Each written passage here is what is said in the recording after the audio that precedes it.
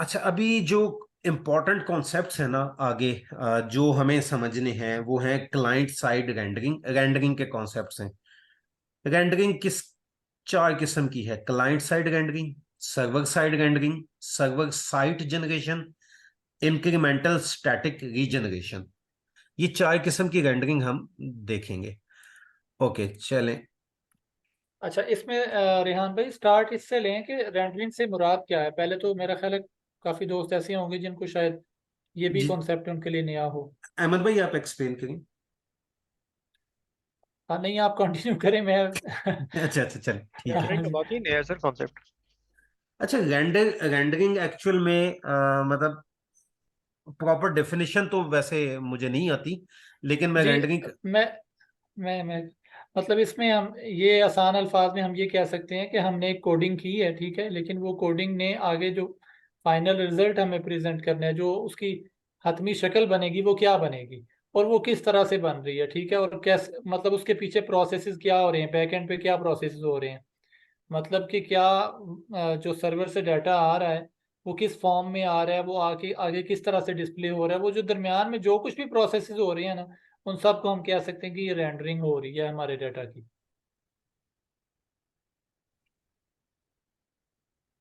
जी रेहान भाई। ओके। अच्छा, अभी सबसे पहले हम देखेंगे client side rendering. Short form लिखी हुई है मैंने, CSR। सबको बिल्ड का तो आइडिया है, बिल्ड प्रोसेस हमारा क्या होता है। डेवलपमेंट का भी है, प्रोडक्शन बिल्ड का। ये पहले भी बात हो चुकी है हमारी। बिल्ड क्या है? जब आपकी कंप्लीट हो गई है, आपकी जो एप्लीकेशन है, सोर्स कोड है वो आपका बिल्ड फॉर्म में। क्लाइंट साइड रेंडरिंग में क्या होता है? बिल्ड फेज के ऊपर आपके पास HTML, CSS और जावास्क्रिप्ट की फाइल है। अल्टीमेटली देखें, मैंने कहा था आपको कि ब्राउजर जो है ना वो समझता तीन ही चीजें: HTML, CSS और जावास्क्रिप्ट। तो जो भी ब्राउजर के पास चीज जाएगी ना, वो ये तीन फाइलें ही जाएगी। अब जो डिफरेंस है, ये क्लाइंट साइड, सर्वर साइड और ये ISG और SSG, सर्वर साइड जनरेशन, ये क्या है? ये बस उसका थोड़ा सा मैनिपुलेशन है कि ये किस तरीके से जाएगी। मतलब जाएंगी यही चीजें, यही तीन फाइलें जाएंगी। अच्छा, क्लाइंट साइड रेंडरिंग में होता क्या है कि सर्वर में हमारे या डेटाबेस में हमारा डाटा है। सर्वर पे हमारी ये तीन फाइल्स हैं। बिल्ड से क्या, सर्वर में हमने तीन फाइल्स अपनी दे दी हैं: HTML का कोड है, CSS का कोड है और जावास्क्रिप्ट का कोड है। अब एक क्लाइंट है। क्लाइंट फॉर एग्जांपल सर्वर को रिक्वेस्ट भेजता है। सर्वर को रिक्वेस्ट कैसे है? जैसे मैं अपना ब्राउजर ओपन करूं और उसके ऊपर लिखूं www.facebook.com, एंटर। जब मैंने एंटर किया तो मेरे ब्राउजर से सर्वर को एक रिक्वेस्ट की कि मुझे ये वेबसाइट ओपन करनी है। अब होता क्या है, सर्वर क्या करता है? सर्वर सबसे पहले HTML की फाइल ब्राउजर को सेंड करता है। ब्राउजर HTML की फाइल डाउनलोड करता है। अब आपने अक्सर देखा होगा कि पुरानी वेबसाइट्स में क्या होता था कि जब, या क्लाइंट साइड रेंडरिंग में होता क्या है कि जब हम वेबसाइट एंटर करते हैं तो थोड़ी देर के लिए हमारे सामने, मतलब अगर बहुत अच्छी वेबसाइट है, उसकी स्पीड ऑप्टिमाइजेशन बहुत अच्छी की हुई है, तो पता भी नहीं चलता। बट थोड़ा सा वाइट पेज आता है, मतलब वाइट स्क्रीन आती है। ठीक है।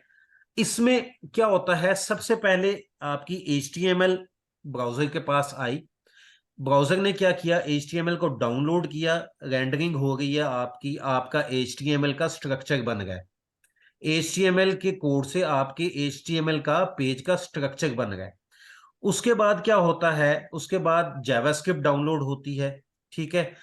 अब जावास्क्रिप्ट जो है, रिएक्ट का, या रिएक्ट का कोई कॉन्सेप्ट ऐसा वैसा नहीं है, लेकिन मैं जावास्क्रिप्ट से ही रिएक्ट की वो आती है। रिएक्ट करती क्या है?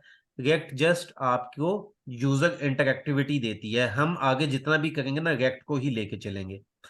अब यानी यूजर के सामने जब HTML का पेज ओपन होगा, फेसबुक की वेबसाइट ओपन होगी तो वो कंप्लीटली रेंडर्ड होगी, कंप्लीट होगी, सारे उसमें एलिमेंट्स होंगे, स्टाइलिंग होगी, यूजर इंटरेक्शन भी उसमें होगी। यानी वो जैसे ही रेंडर होगी ना, सामने पेज नजर आ जाएगा, तो उसमें वीडियो पे किसी पे क्लिक करेगा ना यूजर, तो वीडियो प्ले हो जाएगी।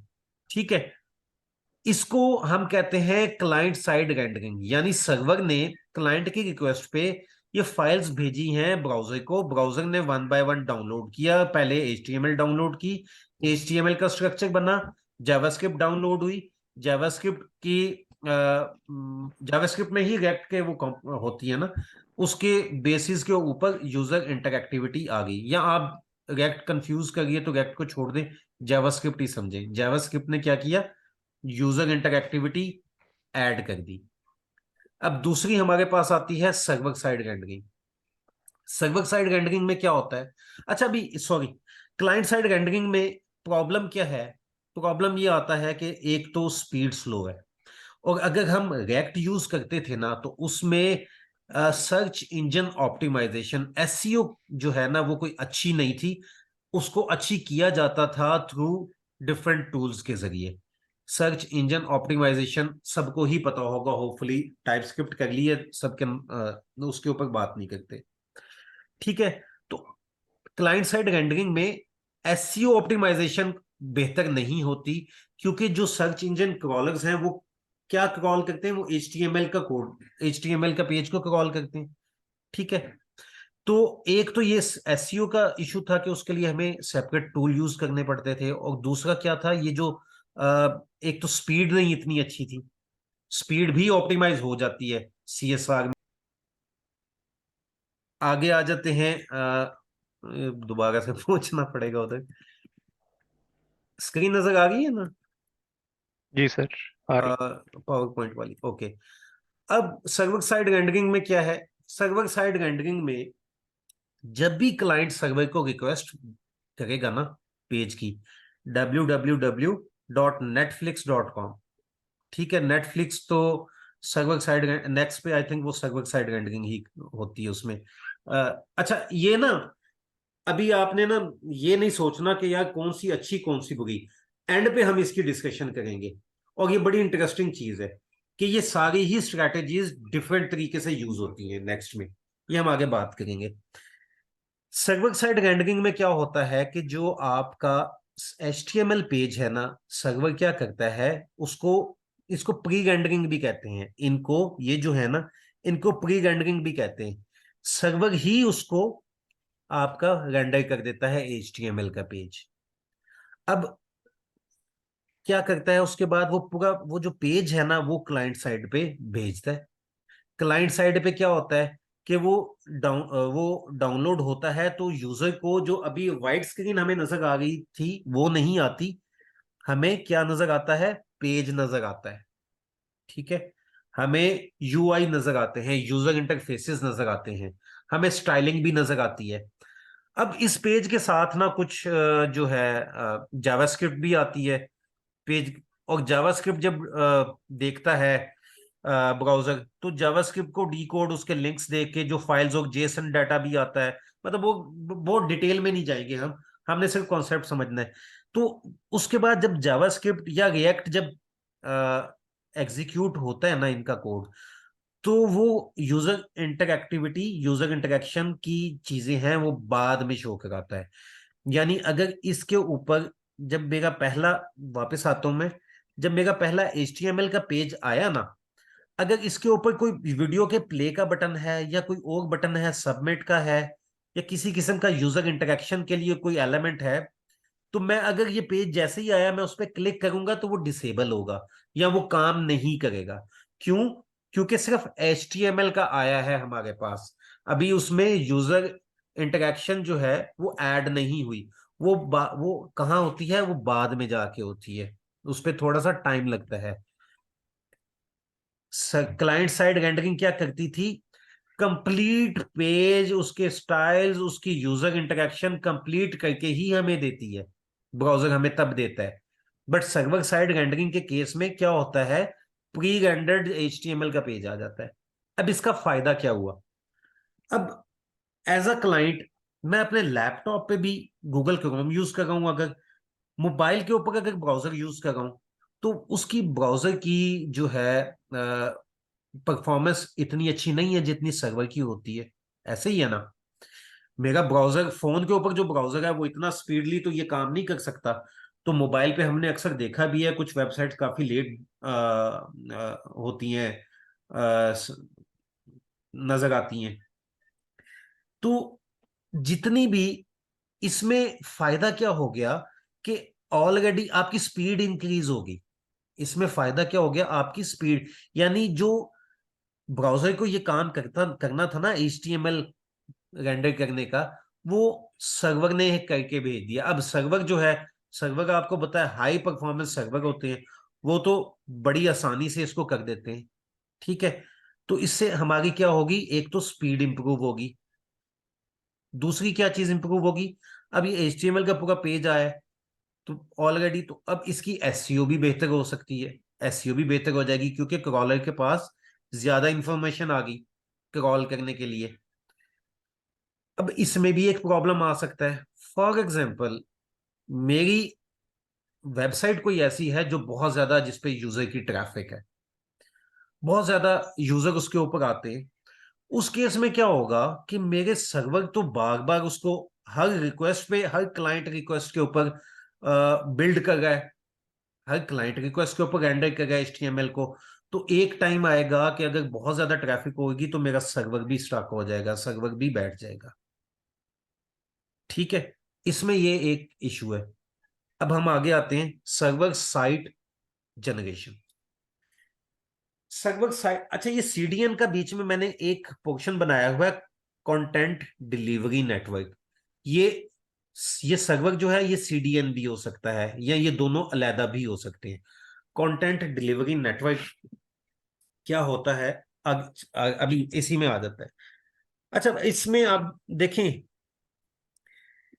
सर्वर साइड रेंडरिंग में क्या था, बिल्ड बिल्ड फेज के ऊपर भी हमारी ये 3 फाइल्स ही थी। बिल्ड फेज के ऊपर भी हमारी 3 फाइल्स ही थी। अब स्टैटिक साइट जनरेशन में क्या है कि हम बिल्ड फेज में ही, अपना जब बिल्ड फेज है उसी में हम क्या करते हैं, HTML का पेज प्री रेंडर कर दिया हमने। हमने अपने बिल्ड फेज पे ही उसको प्री रेंडर कर दिया, वही पेज हमारा चला गया सर्वर के पास। अब ये कोई ऐसा पेज है जो स्टैटिक पेज था, हमने स्टैटिक पेज कहा कि यार ये इसको बिल्ड फेज में ही क्रिएट कर दो, इसमें बहुत ज्यादा चेंजेस नहीं होनी, तो हमने उसको सर्वर में भेज दिया। सर्वर एक और काम करता है। अब अगर तो आप CDN और सर्वर अलहदा हैं, तो उसकी एक कॉपी CDN को भी भेज दी जाती है, कंटेंट डिलीवरी नेटवर्क को। अब ये इनफैक्ट होते क्या हैं, आप देखें, अगर आपका सर्वर पड़ा हुआ है USA में किसी लोकेशन पे, और यूजर कोई बैठा है एशिया में, अब वो वहां से रिक्वेस्ट भेजता है, तो इतनी दूर से रिक्वेस्ट का रिस्पांस आते हुए टाइम लगता है। तो क्या है कि डिफरेंट जगहों पे कंटेंट डिलीवरी नेटवर्क सर्वर्स ही पड़े होते हैं जिनमें कंटेंट कंटेंट रखा जाता है। अगर किसी ने वर्डप्रेस पे कभी काम किया हो, या इसी तरह के दूसरे कंटेंट मैनेजमेंट सिस्टम्स पे काम किया हो, कोई वेबसाइट बनाई हो, तो उनको आइडिया होगा कि वर्डप्रेस या कंटेंट मैनेजमेंट सिस्टम से सिंपली उनसे जो वेबसाइट बनाई जाती हैं उनकी स्पीड अच्छी नहीं होती, तो उनकी स्पीड को इंप्रूव करने के लिए वो जेट पैक्स और उसके डिफरेंट किस्म के टूल्स जो हैं, स्पीड एंड परफॉर्मेंस ऑप्टिमाइजर्स, वो यूज किए जाते हैं। उनमें भी ये CDN का एक कॉन्सेप्ट होता है कि वो डिफरेंट CDN सर्वर्स पे, सॉरी, डिफरेंट CDN सर्वर्स के ऊपर क्या करते हैं, जो स्टैटिक कंटेंट है वो रख दिया जाता है।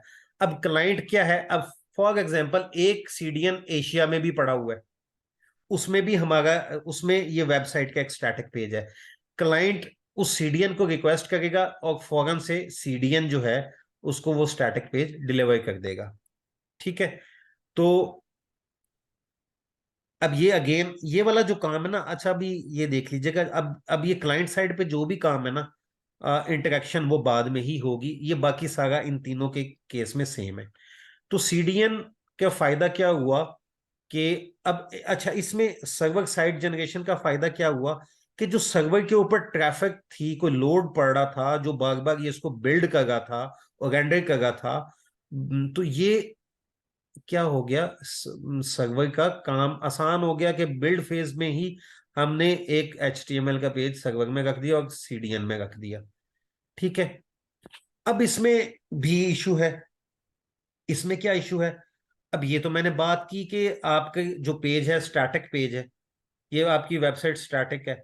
लेकिन अगर आपकी कोई न्यूज से रेलेवेंट, यानी आपकी कोई ऐसी वेबसाइट है जो न्यूज प्रोवाइड करती है, अब न्यूज तो विद इन सेकेंड्स वो अपडेट होती रहती हैं, यानी कोई आपकी ऐसी वेबसाइट है जिसमें कंटेंट अपडेट बहुत जल्दी होता है, तो उस केस में अब क्या करें? उस केस में तो ये नहीं चल सकता, क्योंकि उस केस में आपने बिल्ड फेज के ऊपर ये बना दिया, या तो वो बार बार आप बिल्ड का एक प्रोसेस है, बिल्ड का एक प्रोसेस है जो टाइम टेकिंग प्रोसेस है। अब बार बार आप बिल्ड करवाते रहेंगे तो वो तो फिर ये तो और ज्यादा लेट हो जाएगा, बिल्ड के प्रोसीजर में भी टाइम लगेगा। तो उससे अच्छी तो फिर हमारी CSR या SSR है। तो अब उसका क्या है, उसमें भी देखें, उसमें क्या होता है कि बिल्ड फेज के ऊपर ही एक अब टाइम्स इंटरवल सेट कर दिया जाता है। उसमें क्या कर दिया जाता है? Time interval. फॉर एग्जांपल, मेरा एक ब्लॉग है, ब्लॉग की वेबसाइट है, ठीक है। अब मुझे पता है कि मैं अपना जो ब्लॉग है ना, वीक में 3 दिन बाद या 3 दिन बाद मैं ब्लॉग लिखूंगा। तो मेरे पास 3 दिन का टाइम है, यानी मैं अगर 3 दिन के बाद ब्लॉग लिख रहा हूं तो मुझे 3 दिन के बाद अपडेट करने की जरूरत है, ताकि मेरा नया ब्लॉग क्लाइंट तक पहुंच सके। तो यहां पे क्या होता है, ISR में क्या होता है, इंक्रीमेंट का क्या मतलब है? स्टेप बाय स्टेप इंक्रीज होना। इंक्रीमेंट ISR में होता क्या है कि आप टाइम आइए एक इससे बनता इंटर क्या है सर? जी, सर इससे बनता क्या आइए सर? मैंने ऊपर बताया था, इंक्रीमेंटल साइट रीजनरेशन। साइट ठीक हो गया सर। ठीक है। क्लाइंट CSR से बनता है क्लाइंट साइड रेंडरिंग, SSR से सर्वर साइड रेंडरिंग, SSG से सर्वर साइट। ये दोनों ऊपर वाले S जो है मिड वाले, ये साइड है। और जो SSG है, ये वो वाला SSG नहीं है, जो हमारे वाला SSG नहीं है, ये है सर्वर साइट जनरेशन। हमारा वाला तो बहुत खतरनाक है, उसको इन चीजों की जरूरत ही नहीं है। ISR जो है, अच्छा, इसमें क्या होता है कि हम डिफरेंट टाइम इंटरवल्स सेट करके, हम जब हमारा कंटेंट अपडेट होता है, हम साथ ही बिल्ड के थ्रू, बिल्ड प्रोसेस में क्या करते हैं, हम नया जो है वो पेज नया HTML क्रिएट कर लेते हैं, नई रेंडरिंग कर लेते हैं, ऐसे कह लें आप। तो जो हमारा मसला था यहाँ पे डायनामिक कंटेंट के केस में, वो भी ISR के थ्रू सॉल्व हो जाता है। बाकी सारा काम जो है वो सेम होता है जो SSG के केस में होता है। ठीक है। अब नेक्स्ट JS जो है ना, नेक्स्ट JS की ब्यूटी है, ये आपकी ये जो सारी स्ट्रैटेजीज हैं, आप अपनी एक वेब ऐप के ऊपर ये सारी इंप्लीमेंट भी कर सकते हैं। आप चाहते हैं कि किसी कंपोनेंट को ही हम ऐसा करें कि कोई एक कंपोनेंट है, कंपोनेंट से मुराद आप ऐसे कर लें, जैसे मैंने नैव बाय की एग्जांपल दी थी, इसी तरह से कोई और भी कंपोनेंट हो सकता है। आप कहते हैं कि नहीं, वो मैं क्लाइंट साइड रेंडरिंग करूंगा उसके ऊपर। फिर आप कहते हैं कि मेरा एक पेज ऐसा है जो ज्यादा चेंज नहीं होता, ठीक है, आप उसको कहते हैं यार उस पर मैं सर्वर साइड रेंडरिंग कर लेता हूं। यानी आप हर पेज के ऊपर आप ये डिफरेंट स्ट्रेटेजीज इंप्लीमेंट कर सकते हैं। अब ये नेक्स्ट JS की ब्यूटी ये है, जो बात हो गई थी ना कि फ्रेमवर्क हमें फीचर्स प्रोवाइड करता है, ये बहुत बहुत जबरदस्त फीचर है। इससे क्या है कि हम अपनी साइट के, अब देखो, बाज हमारी साइट पे इंफॉर्मेशन ऐसी है जो नहीं चेंज होती। कॉन्टैक्ट अस का पेज है, अब वो नहीं चेंज होता। अब हम उसके ऊपर भी CSI करेंगे या हम उसके ऊपर ISI करेंगे तो वो तो नहीं है, हम उसके ऊपर SSG या SSR भी कर सकते हैं कि वो पहले से एक एसएसजी कर लें कि बिल्ड फेज के ऊपर एक दफा जनरेट हो गया, सीडीएन में चला गया, अब उसका हम टाइम लगा लें कि यार अच्छा जब चेंज होगा तो हम उसके वो कर लेंगे अपडेट। इस तरह से जो आपका कोई ऐसा डायनामिक डाटा है जिसमें फॉर एग्जांपल आपके होम पेज के ऊपर कोई न्यूज चल रही है, जो लेटेस्ट न्यूज है, आप उसमें आईएसआर पे जा सकते हैं। ठीक है। तो ये मकसद क्या है कहने का कि नेक्स्ट जीएस में आप ये तमाम strategies as per your use case आप जो है ये अप्लाई कर सकते हैं।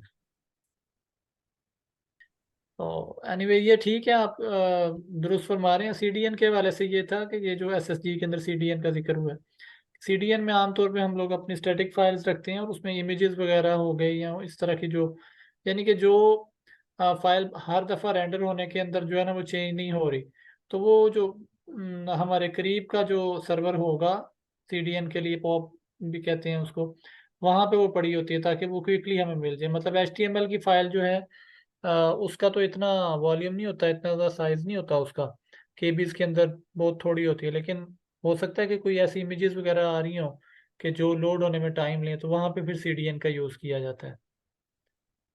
जी रियान भाई।